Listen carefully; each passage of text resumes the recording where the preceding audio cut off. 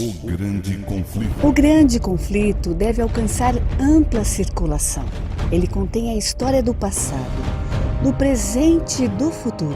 Estou mais ansiosa de ver ampla circulação deste que de qualquer outro livro que eu tenha escrito.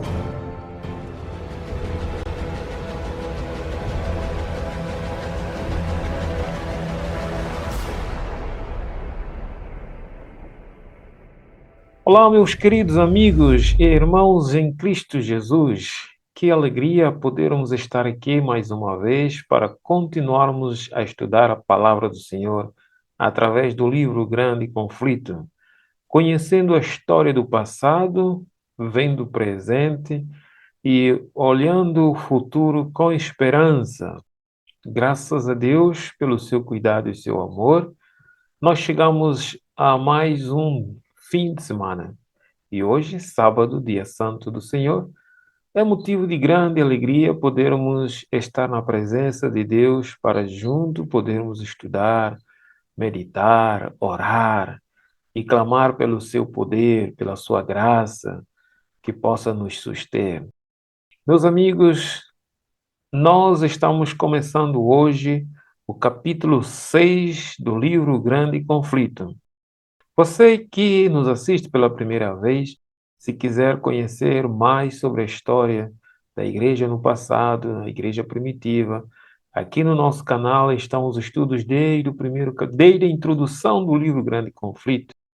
E não esqueça também que pode encontrar esse livro através do link que está aqui em cima, www.greatcontroversyproject.org. Neste link você encontrará o livro Grande Conflito em várias línguas e podes baixar para o seu dispositivo, estudar, partilhar com os seus amigos e participar desse projeto 2.0, que é o projeto de distribuição do livro Grande Conflito a nível mundial. Eu sou Nicodemos Neves, para aqueles que nos assistem pela primeira vez, mais uma vez sejam bem-vindos. Vamos orar para que possamos meditar na palavra de Deus. Deus amado, eterno Pai, santificado seja o teu nome. Obrigado, Senhor, pelo teu cuidado. Atravessamos uma semana e estamos no último dia desta semana e aqui estamos para meditar na tua palavra. Queremos pedir que teu Espírito nos possa trazer entendimento para que possamos buscar viver de acordo à tua vontade. Ajuda-nos a amar a tua palavra. Fique conosco, cerca-nos com a presença dos teus anjos e nos abençoe. Em nome de Jesus. Amém. O tema que nós estamos começando agora com um novo estudo é o capítulo 6 do livro Grande Conflito. 2 heróis enfrentam a morte. Este capítulo nós vamos desenvolver a história desses dois homens, Jerônimo de Praga e João Hus. Então, o nosso subtema de hoje vai começar por falar humilde nascimento. Já no século IX, a Bíblia achava-se traduzida e o culto público era celebrado na língua do povo na Boêmia. Mas Gregório VII intentava escravizar o povo. O Papa Gregório VII intentava escravizar o povo, porque naquela época quem dominava o mundo era a Igreja Católica Romana. Tinha o poder político e religioso, destituía reis e colocava quem quiser, emitia bulas, emitia decretos que condenavam as pessoas. Então, ele emitiu uma bula que foi expedida proibindo que o culto público fosse dirigido na língua boêmia. Os boêmios já tinham a Bíblia traduzida na sua própria língua e eles tinham o culto público em que todos os boêmios liam a Bíblia na sua própria língua. O Papa disse que não e emitiu uma bula proibindo. O Papa declarava ser agradável ao Onipotente que o seu culto fosse celebrado em língua desconhecida. Uau! Por que Jesus, quando andou aqui nesta terra, não pregou, não ensinou em língua desconhecida? Por que os discípulos de Jesus não pregaram em língua desconhecida? Você entende hoje por que muitas denominações falam em línguas desconhecidas, atribuídas pelo o Espírito Santo? Isso vem da Igreja Católica Romana.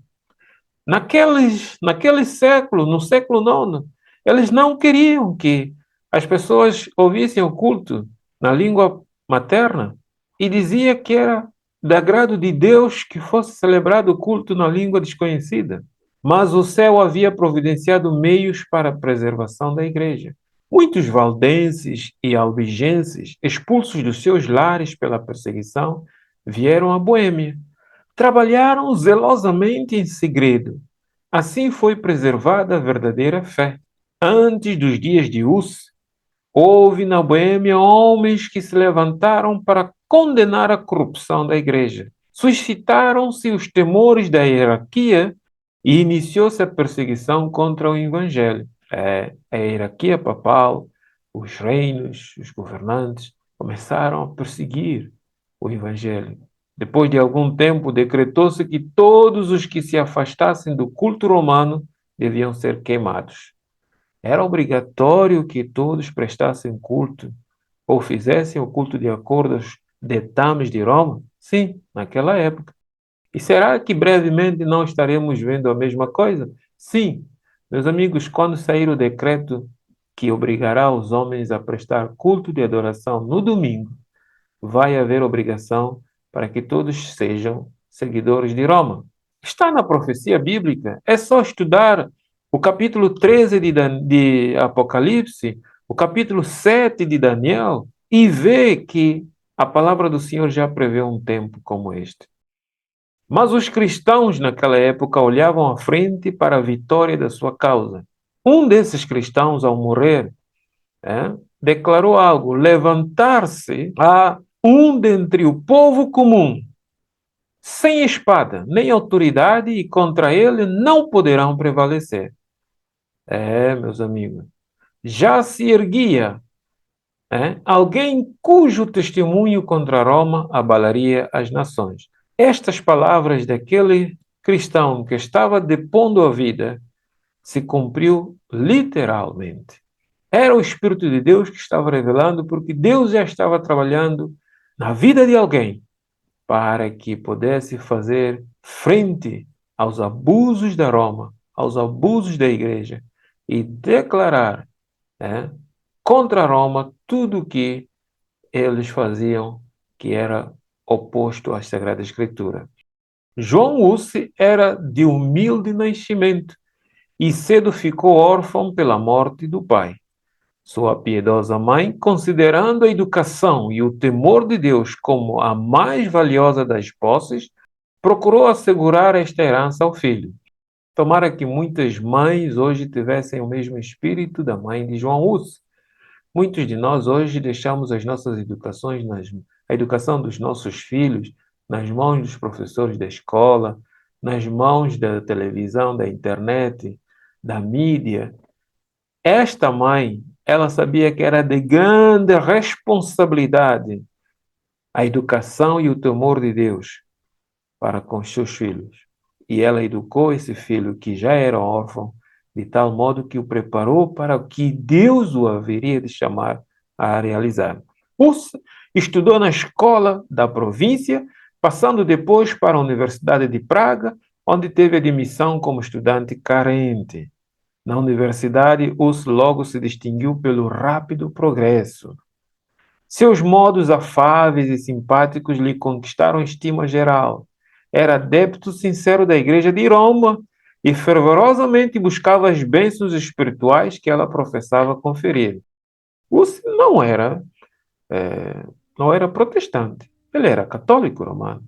E ele acreditava que as bênçãos que a igreja proferia, que a igreja apelava, que todos deviam buscar, era necessário, e ele procurava conferir essas bênçãos. Depois de completar o curso superior, ele ingressou no sacerdócio. Atingindo rapidamente a eminência, foi logo chamado à corte do rei. Tornou-se também professor e mais tarde reitor da universidade. Era um jovem muito preeminente, uma mente brilhante. O humilde estudante que de favor receber a educação tornou-se o orgulho do seu país e o seu nome teve fama em toda a Europa, meus amigos, toda a Europa. Jerônimo, que mais tarde se associou a Huss, trouxera consigo da Inglaterra os escritos de Wycliffe, né?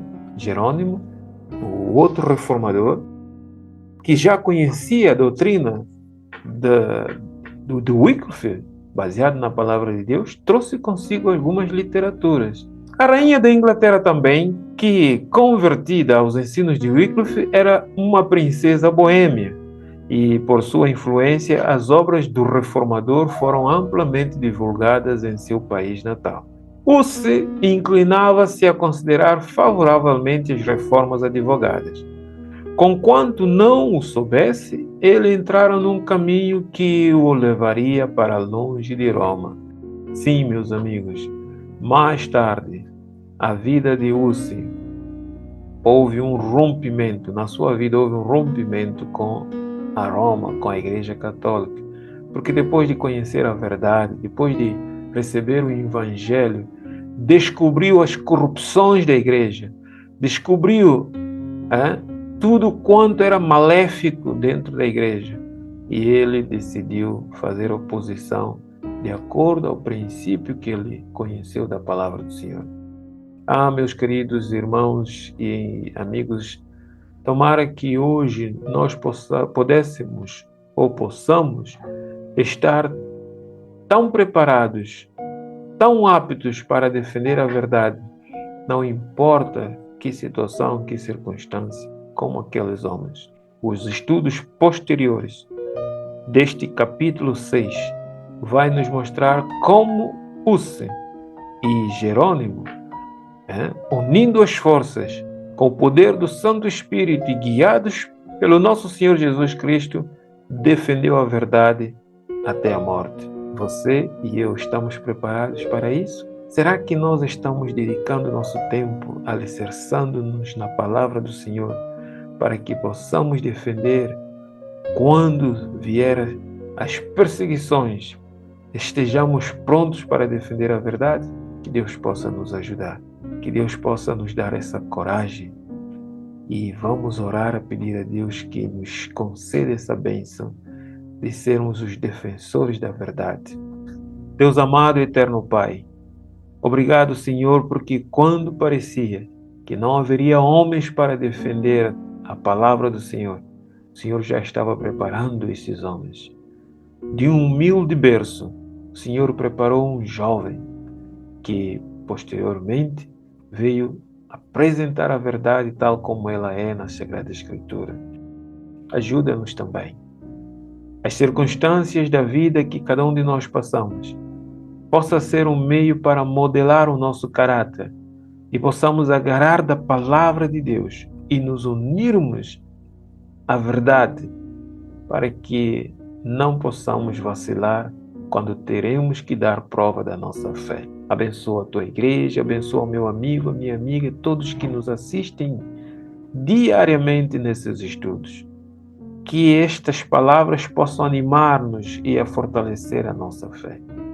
Guarda-nos para ti, neste teu dia santo, santifica-nos. Em nome de Jesus te suplicamos e rogamos. Amém.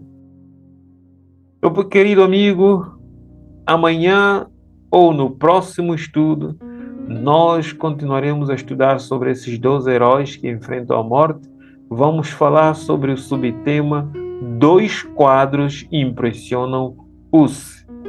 Vamos ver que quadros serão esses, ou que cenário é esse que impressiona este grande homem e leva-lhe a tomar uma decisão firme do lado da verdade. Um grande abraço, não esqueça de partilhar, de deixar o teu like. Se você tem gostado do programa que aqui realizamos, deixa o teu like. Não custa nada clicar aí no like para que mais pessoas possam conhecer a verdade.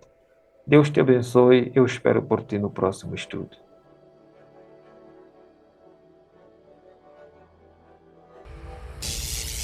O grande conflito. O grande conflito deve alcançar ampla circulação. Ele contém a história do passado, do presente e do futuro. Estou mais ansiosa de ver ampla circulação deste que de qualquer outro livro que eu tenha escrito.